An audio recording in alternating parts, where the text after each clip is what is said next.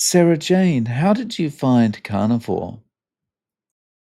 Well, I was diagnosed as being in heart failure last year, and it was quite a kick in the pants. And I did a lot of research, found Dr. Philip Ovadia, and got his book. That was my primary thing that I did.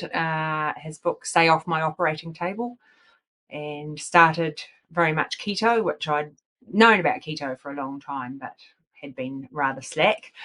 And lost 10 kilos quite easily, but was still in atrial fibrillation and heart failure. My ejection fraction, which is supposed to be 55% or more, was actually 30%. And that's when they said, oh, it's heart failure.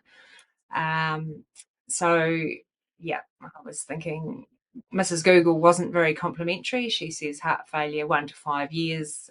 Good luck to you. Bye bye. Uh, and I thought, well, I don't really want to die at 57. Now I've got grandchildren that I love to bits and I'd like to see them grow up.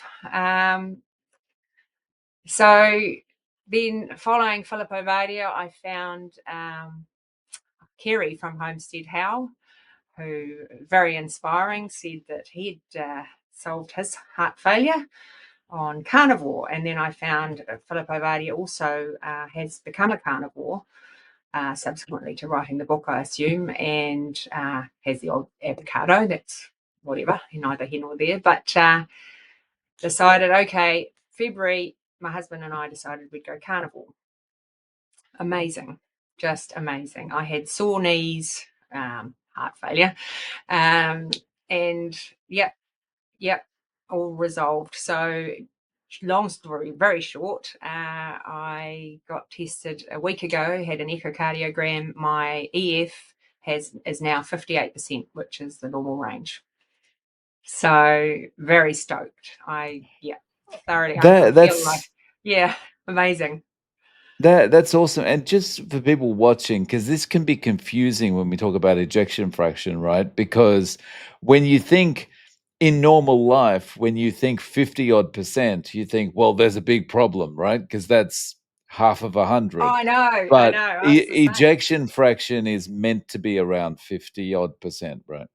Yeah, 55 to 70 is the kind of, I'm told, is the normal range. So yeah, when I heard I was 30%, I just about flipped, thinking, oh my word, that's absolutely horrific, which it isn't good at all.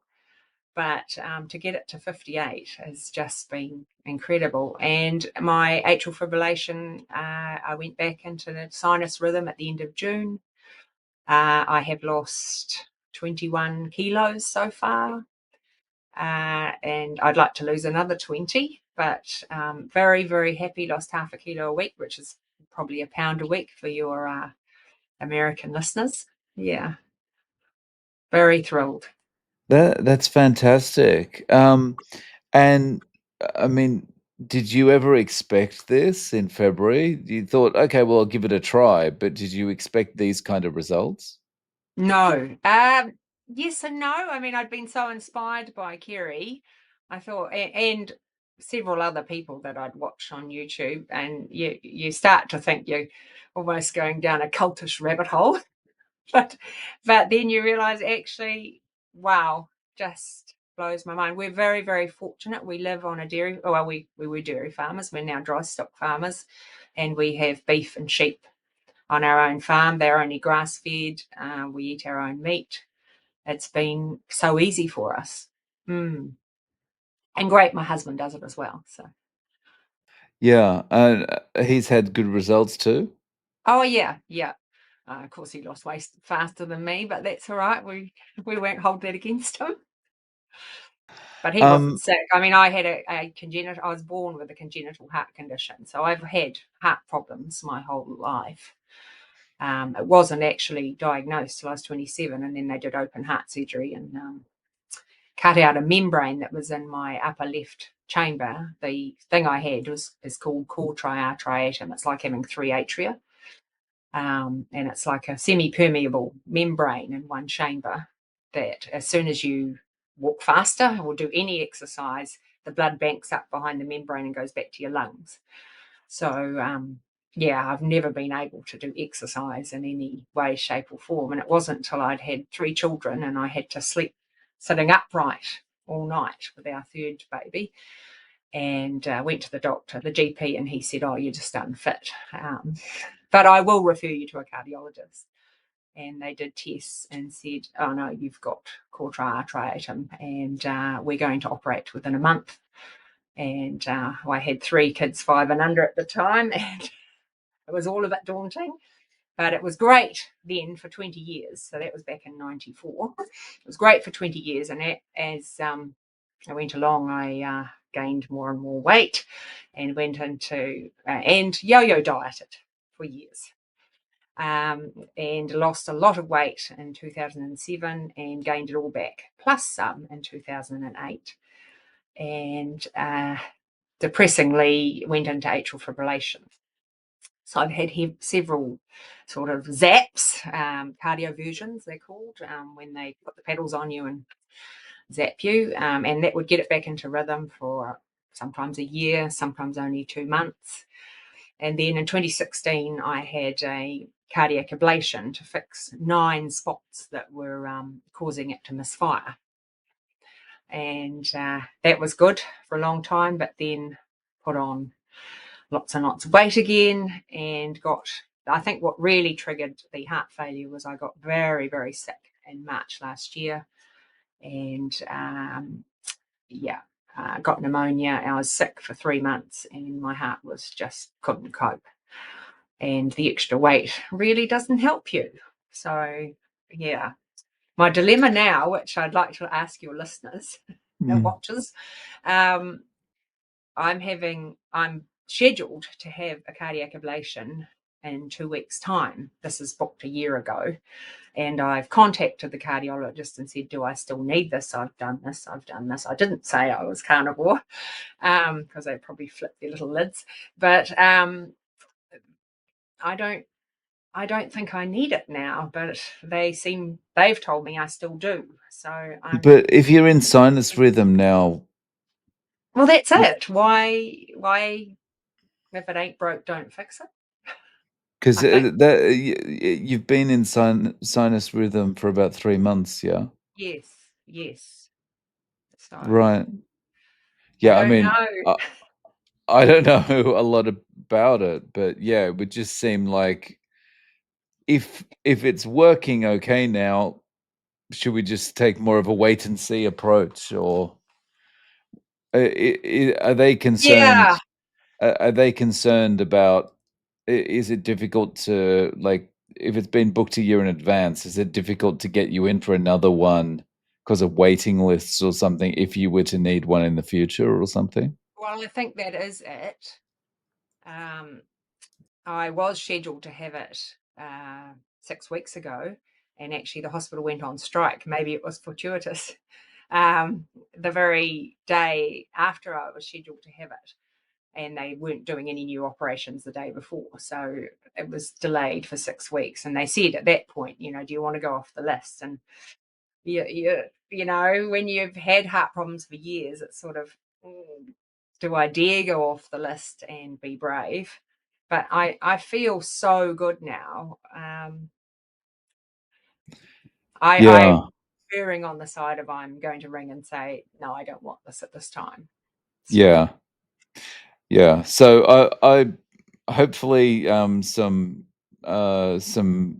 viewers that have been in this kind of situation before can chime in and maybe offer their ideas about one way or the other. But I'm certainly not in a position where I'm qualified to opine on it. But so you talked about how you'd put on a lot of weight. What was your diet like before? um, well, as I said, I did a lot of yo-yo dieting, which wasn't great. So as a child, I was absolutely tiny. I think I was 34 kilos or something when I started high school at 13. I was short. I was the shortest in my class, and then suddenly at puberty, shot up and shot out. Um, and but then I was reasonably slim, having my first three children, and then ironically, when I actually got my heart fixed, uh, blossomed, and I did have. We've got four children now. I did have a baby after I'd had the surgery, which was great, and it was fine. But I just got bigger and bigger. And then actually a good book I did start on a few years ago, What the Fat, written by some Kiwis, a professor, a dietitian, and a chef, actually, and very much sort of got me on the keto journey. We haven't had seed oils forever. As a child, I think my father used to cook in safflower oil a lot. I grew up on a dairy farm, and we did eat. We drank our own cow's milk raw, and ate butter. He did cook in butter. We had a pretty normal childhood. We didn't have a lot of baking or any that much sugar. And as I say, I was really small then. And then I haven't really got a sweet tooth. I've got a savoury bent. Probably potato chips in any form are my catnip. So yes, given them up completely. It's like any addiction, I suppose. You just got to go. That's it. I'm done. But yeah, got to the kind of the keto journey relatively um, soon along. But the trouble is, so 2008, when I was diagnosed as being in my first bout of atrial fibrillation, the cardiologist, I was probably 103 or 4 kilos at the time. He said, "You need to lose 10 kilos. Bye bye. Take a hit. I'll take your money. Bye bye." How do you lose that 10 kilos? Yes, I've done this yo yo dieting for years. And every cardiac website you go to, uh, here's what you should eat to have good cardiac health. And it's not true. It's really not true. Um, I don't know, you're fighting the establishment and feeling like a little voice in the wilderness. Yeah, it's the advice is just the exact opposite of what we should be doing. It's crazy. And then if you were to question it, you're the crazy person. Oh, totally. Oh, yeah. I think they would just about flip the lid.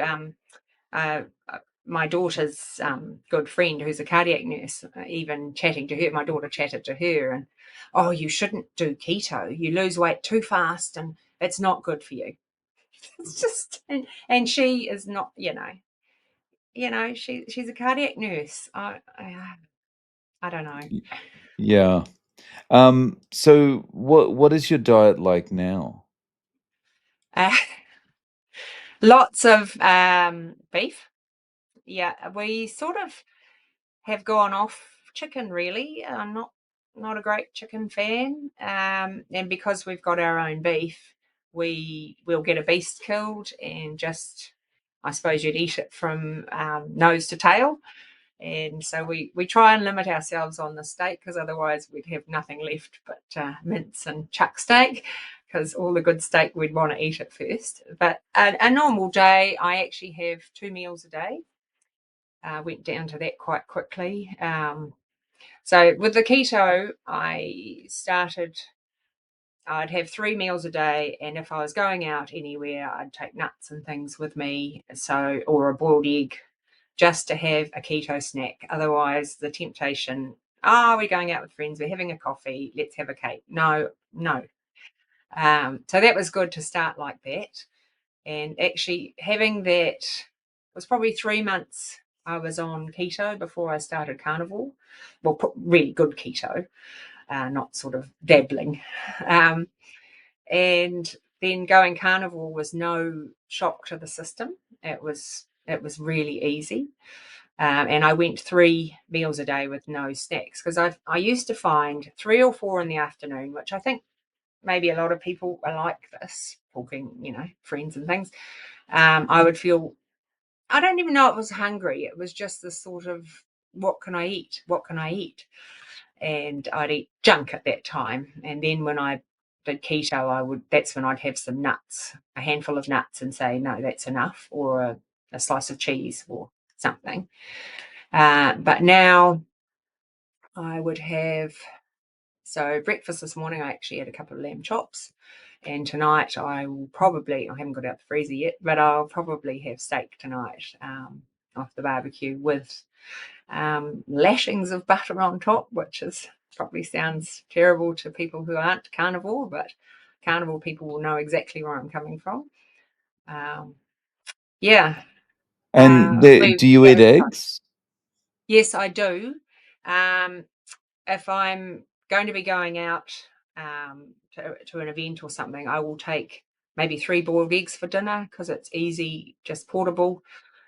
Because I'm still on heart drugs, which I'm hoping to wean off, but I've got to see a cardiologist yet. I tend to try and not take them on an empty stomach. So I try and eat at probably about now usually, um, for my breakfast, and then try and eat at 6 for dinner, and that's it, except for if my husband cranks out the blue cheese after dinner time. So we still do eat cheese and we still drink coffee. But yeah, we do eat eggs, and I do try and eat kidneys or liver, say once a week, just to have those organ meats. And my husband not so much. Uh, and I do like fish, but I probably only eat it once a week because I find fish doesn't keep you full as long. Um, well, that's just my experience, but yeah, Yeah, and I guess it's the fat, the type of fat or something. It just yeah, fish tastes nice, but it does. it doesn't. You don't feel the same satiety after having that as after having a steak, right? No, so it was interesting. The other night I had scrambled eggs and smoked salmon for dinner, which was quite treaty.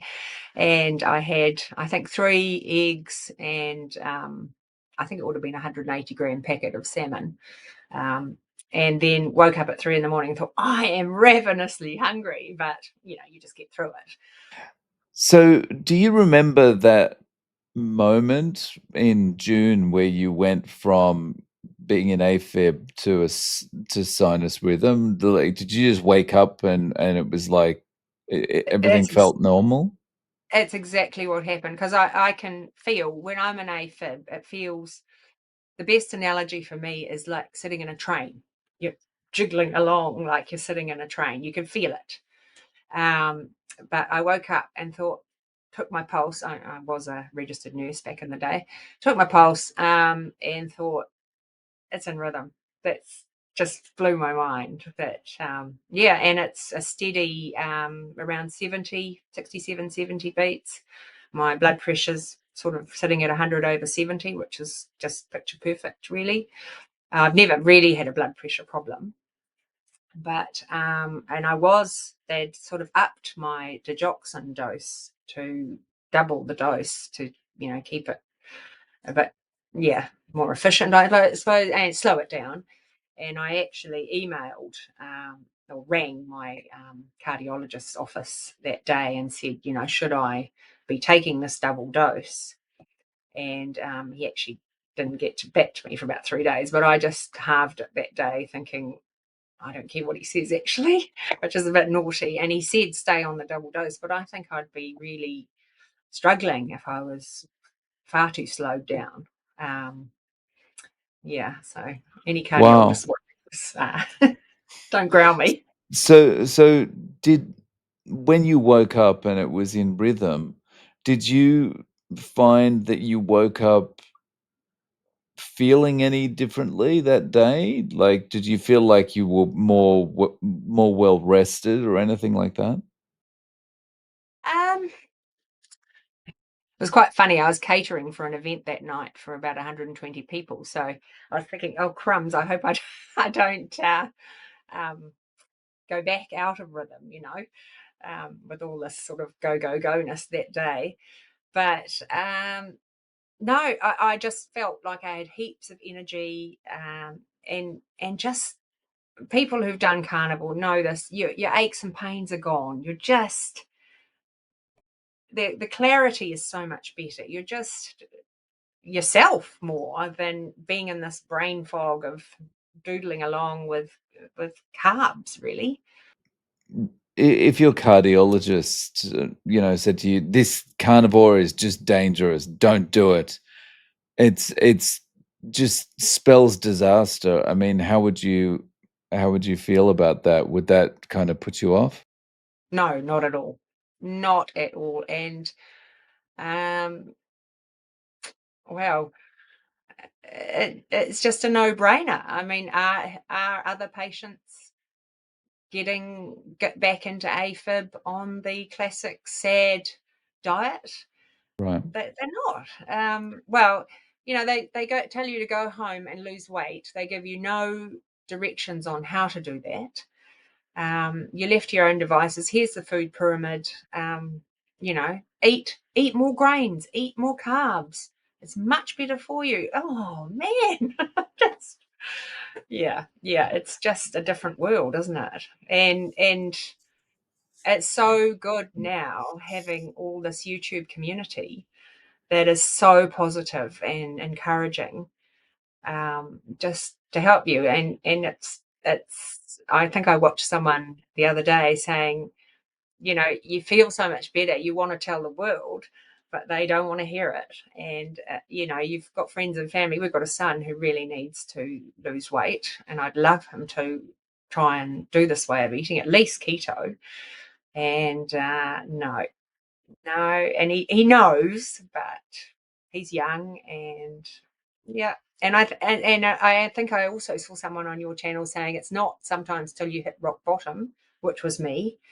You're in heart failure, you're gonna, your life expectancy is shrunk majorly, and you wake up and go, well, it's up to me, really, isn't it?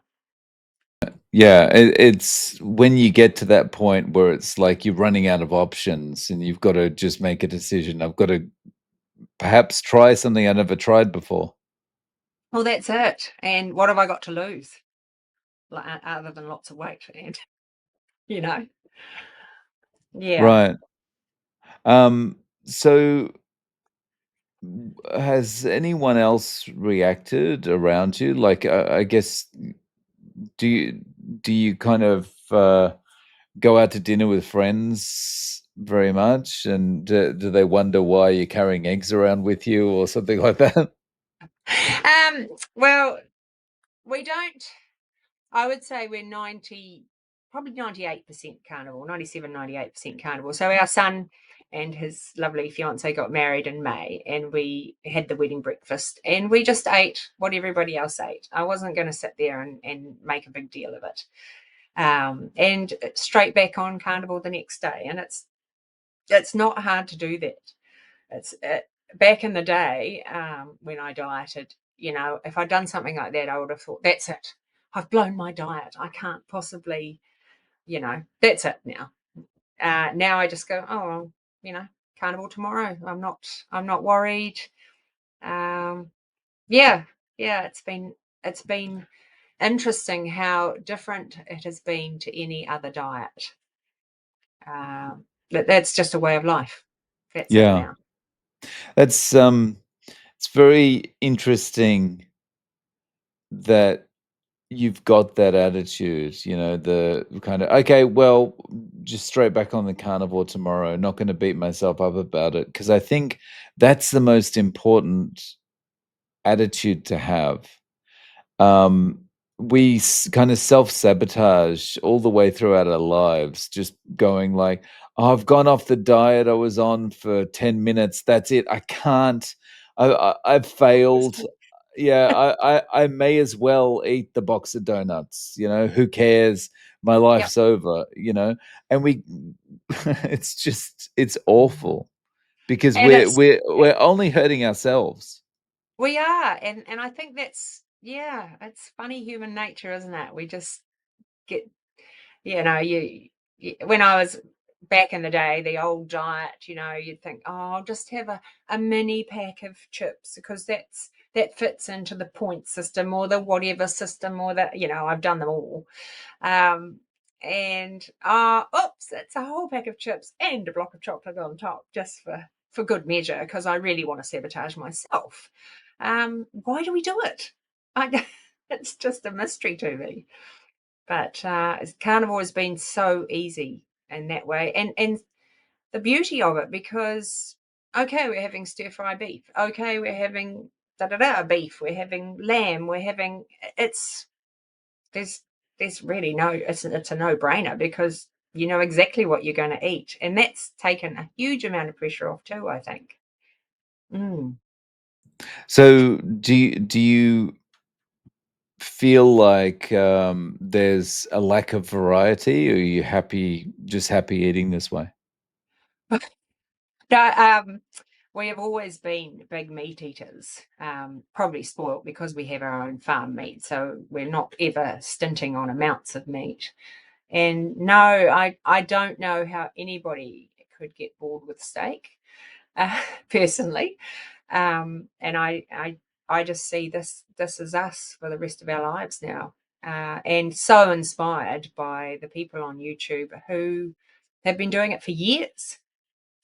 And yeah, a little bit, not that I take it to heart at all, but the ones who are naysaying so much with, oh, your cholesterol, ruddy, ruddy, rah. So what?